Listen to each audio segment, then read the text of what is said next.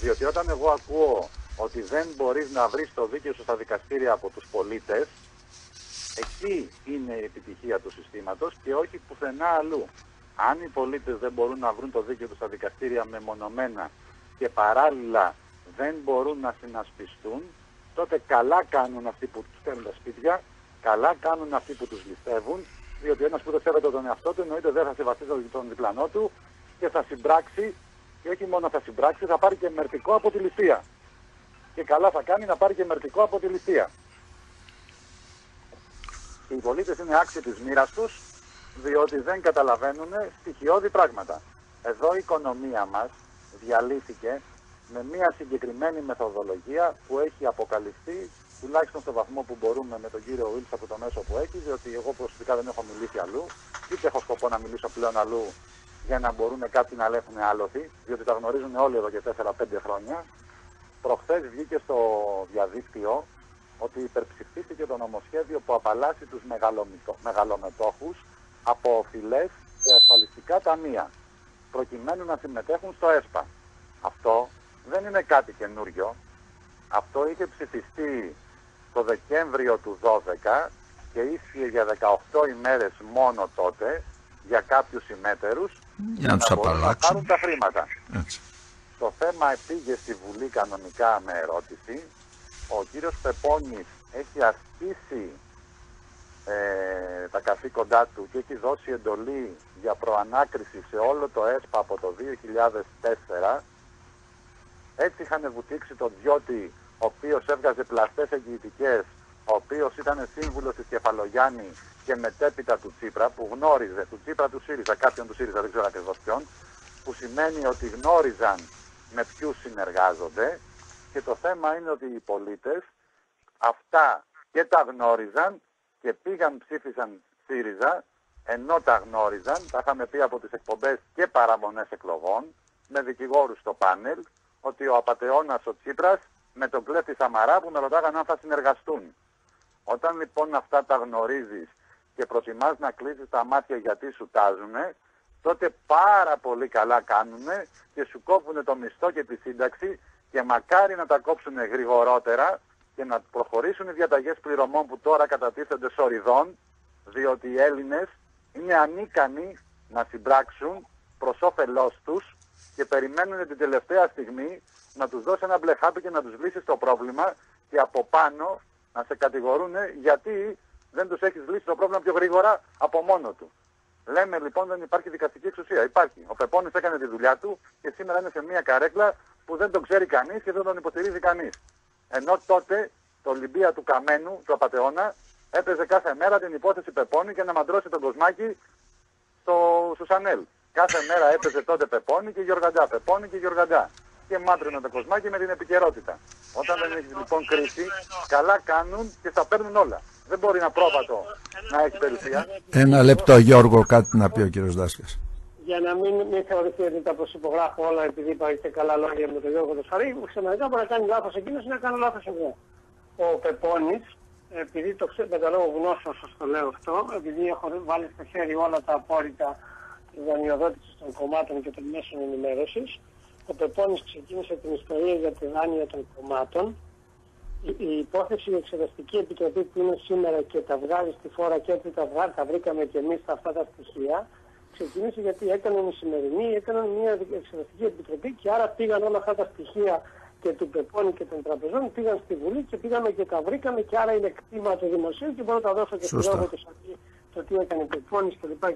Άρα και αυτή η σημερινή και ο Χαμένος και η σημερινή κυβέρνηση, στο μέτρο που υποστήριξαν να γίνει Εξεταστική Επιτροπή να μαζεύουν τα στοιχεία στη Βουλή και να είναι διαθέσιμα σε εμάς, θα έκαναν καλά. Αυτό δεν το προσυπογράφω λοιπόν, που λέει ο Γιώργος, προσυπογράφω το μισό που λέει ότι ο Πεπώνης έκανε καλά τη δουλειά του και ήθελε τον απομάκρυνε από την απομάκρυνε, όμως οι άλλοι δικαστές, την Κουτζαμάνη που λέει και όλοι αυτοί, δεν είχαν να στηρίξουν ποτέ τον Πεπώνη. Και πάω σε ένα άλλο για να την υπογραμμίσω αυτό που λέει. Στην υπόθεση Μαρινόπουλος που έχουμε τώρα και βοάω το σύμπαν και κρατάμε την αναπνοή μας μην καταρρεύσει και χαθούν 12-13 χιλιάδες θέσεις εργασίας, παρουσιάσαμε χθες στην τηλεόραση έγγραφο της Μαρινόπουλος, η οποία λέει υπογράφω αυτό και αυτό και αυτό και αυτό, θα δώσω αυτά τα εκατομμύρια που αναγνωρίζω ότι τα οφείλω και λοιπά, και είναι 30 εκατομμύρια ευρώ, και δηλώνω ότι δεν θα καταφύγω ποτέ σε διαδικασία εξυγίανσης. Πότε το λέει αυτό? Στις 18 Φεβρουαρίου του περασμένου, το 2016. Δεν τήρησε ούτε μία από τις υποσχέσεις που έδωσε, ούτε δώσεις, ούτε πλήρωσε ποτέ, ούτε τίποτα, και κατέληξε στην διαδικασία εξυγίανσης, αυτό που λέει δεν θα κάνει ποτέ. Ο Μαρινόπουλος δεν είναι μια όποια να είναι επιχείρηση. Σε αυτή την ιστορία έχει εμπλακεί ένας καθηγητής πανεπιστημίου ονόματι Αυγητίδης, ο οποίος εκτός του καθηγητηλίκιου, πώς το λένε στο πανεπιστήμιο, είναι παρακαλώ και καθηγητής στην Εθνική Σχολή Δικαστών. Είναι και στην Επιτροπή Ανταγωνισμού. Είναι εδώ και είναι εκεί.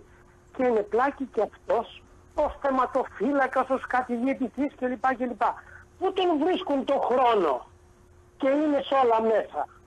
Και στους δικαστές, και στο πανεπιστήμιο, και στις επιτροπές ανταγωνισμού, και εκεί που είναι οι Μαρινόπουλοι με τα πολλά λεφτά. Και ξαφνικά οι Μαρινόπουλοι αυτά τα χαρτιά που υπογράφουν ότι θα κάνουν, τα πάνε και τα κάνουν βρωμόχαρτο για τουαλέτες, χωρίς συνέπειες.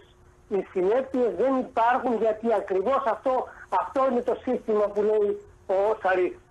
Γύρω-γύρω είναι στην αλυσίδα, θα δει κανείς από όλους τους κρίκους. Ο Μαρινόπουλος με το θέμα Αναστασιάδη μοιράζει στον κόσμο δώρα μέχρι τώρα, που υποτίθεται δεν πληρώνει πουθενά. Πού τα βρίσκει τον μπακτολό εκατομμυρίων και γεμίζει τα μέσα ενημέρωσης διαφήμιση? Πού τα βρήκε? Και πώς έχει να δίνει τόσα εκατομμύρια στα μέσα ενημέρωσης? Ένας παρουσιαστής τηλεόρασης έχει κοινή εταιρεία με τον Μαρινόπουλο και παίρνει δεκάδες εκατομμύρια και κάνει και τον τηλετή από πάνω. Πώς λέμε στην Τατιάνα δεν περνάνε οι Τατιανές? Κάπως έτσι. Όπως δίνουν και οι τράπεζες. Πώς θα περνάει ο Μαρινόπουλος αυτά? Πώς Διαφημίσεις. Γιατί έχει ένα πλέγμα με όλους μέσα. Με όλους. Και δικηγόρος στο Μαρινόπουλο, παρακαλώ και σημειώστε το, ένας δικηγόρος που εμφανίστηκε χθες και προχθές στο πλευρό του Μαρινόπουλου, είναι στενότατος συγγενής πολύ υψηλά ισταμένο πολιτικό. Σήμερα. Πολύ υψηλά. Όταν παίρνει ένα τιμολόγιο από έναν που έχει παράξει και έχει τόσους εργαζομένους για να παράξουν το προϊόν, δεν του πληρώνει το τιμολόγιο, στην ουσία που τα βρήκε? Έχει κλέψει τα λεφτά του εργαζομένου του άλλου επιχειρηματία, ο οποίος έχει κόψει το τιμολόγιο, τον οποίον τον καταστρέφει στην κυριολεξία, γιατί το ΦΠΑ του τιμολογίου πρέπει να το πληρώσει. Τα έχει γράψει αυτά δικηγόρος ονόματι Αλεξόπουλος. Ο άλλος λοιπόν που δεν είχε να πληρώσει το ΦΠΑ και τους εργαζομένους του, ο Μαρινόπουλος χρησιμοποίησε τα λεφτά, τον κόπο, το μόχθο των εργαζομένων και το παίζει και πρότυπο στην κοινωνία. Αλλά με αυτό που είπατε ξανακαταλήγουμε ότι το σύστημα είναι οι δικαστές, οι δικηγόροι και οι λοιποί. Ο Τσίπρας και ο Καμένος εκπροσωπούν μάλλον, γιατί δεν έχουν καμία εξουσία, το έχουν ομολογήσει οι ίδιοι. Ο ίδιος ο Τσίπρας έχει πει ότι δεν έχω καμία εξουσία. Είναι ο μπροστινός της εξουσίας ο Τσίπρας, δεν είναι το σύστημα, και ο Καμένος, διότι αν ο Καμένος και ο Τσίπρας θέλανε τον Πεπώνη να κάνει τη δουλειά του, είχαν τον τρόπο να την κάνει τη δουλειά του. Ο Τσίπρας και ο Καμένος μιλάγανε για τον Ένφια και λέγανε δεν θα πληρώσουμε τον Ένφια και κοροϊδεύανε τον κόσμο, και προχθές στη Θεσσαλονίκη δικηγόρος πάλι που ξέρει να διεκδικήσει τα δικαιώματά του έβγαλε με ασφαλιστικά μέτρα, αυτό που ορίωμε εδώ και 4 και 5 χρόνια, απόφαση για τα δικά του προφανώς είναι, διότι ο συγκεκριμένος δικηγόρος, επειδή εγώ δεν έχω μάθει να κρύβομαι, ο συγκεκριμένος δικηγόρος της Θεσσαλονίκης που έβγαλε την απόφαση είναι αντιπρόεδρος σε ξενοδοχειακή εταιρεία όπως λέει το ΦΕΚ με την αδερφή του πρόεδρο, και αυτή την απόφαση που έβγαλε δεν πληρώνει ένφια. Τα πρόβατα πληρώνουν ένφια και καλά να πάθουν που πληρώνουν, διότι είναι πρόβατα. Δεν πειράζει. Τα εμείς πρόβατα παίρνουμε. Δεν μπορούν να έχουν περιουσιακά στοιχεία. Εμείς παίρνουμε αυτή. Δεν πάει να πει αυτή η πλαγιά μου ανήκει. Κυρία Σαρή. Όταν λοιπόν ο άνθρωπος φοβάται να αντιμετωπίσει τον απατεώνα τραπεζίτη, τον δικηγόρο που δεν σέβεται τον εαυτό του πρώτα απ' όλα και την επιστήμη του, επιτρέποντας τον αντίδικο δικηγόρο να εξαπατά τον πελάτη του. Διότι ο δικηγόρος έχει ορκιστεί και είναι δημόσιος λειτουργός και έχει ορκιστεί πίστη και υπακοή στο Σύνταγμα και στους νόμους της χώρας και ότι είναι δημόσιος λειτουργός υπέρ των πολιτών. Όταν Μάλιστα. λοιπόν καταστράφεται ένας πολίτης, όπως τώρα που θα καταστραφούν εκατοντάδες χιλιάδες, διότι τα δικαστήρια τώρα δέχονται πακτολό διαταγών πληρωμών. Πακτολό. Όταν λέω πακτολό, έχει βγει ανάρτηση, ανακοίνωση επίσημα, που λένε ότι καταθέτουν κάθε μέρα εκατοντάδες διαταγές πληρωμών. Ωραία, μην προχωρήσουμε σε αυτό. Έχουμε Μακέλε. ένα λεπτό, έχουμε και συνέχεια. Μην προχωρήσουμε σε αυτό. Να κλείσουμε με τον κύριο Ντάσκα, διότι έχει να κάνει και κάτι άλλο. Αν δεν προσυπογράφω μερικά από αυτά είναι σκληρά. Στην υπόθεση ηλεκτρονικής Αθηνών, πόσοι πολίτες έχουν συγκρατήσει ότι συνειδιοκτήτης στην ηλεκτρονική Αθηνών είναι δύο αδέρφια. Ένας άντρας, μια γυναίκα. Η γυναίκα είναι παντρεμένη με ανώτατο δικαστή συνδικαλιστή, άρα μπορεί να πει κανείς που αυτή την ευρεία έννοια ήταν και ο δικαστής συνειδιοκτήτης της ηλεκτρονικής. Ας πάρει κανείς δηλαδή αυτά τα κόλπα που έγιναν με την ηλεκτρονική, οι ταχύτατες δίκες, ταχύτατα αυτά έγιναν ποτέ σε καμιά άλλη υπόθεση.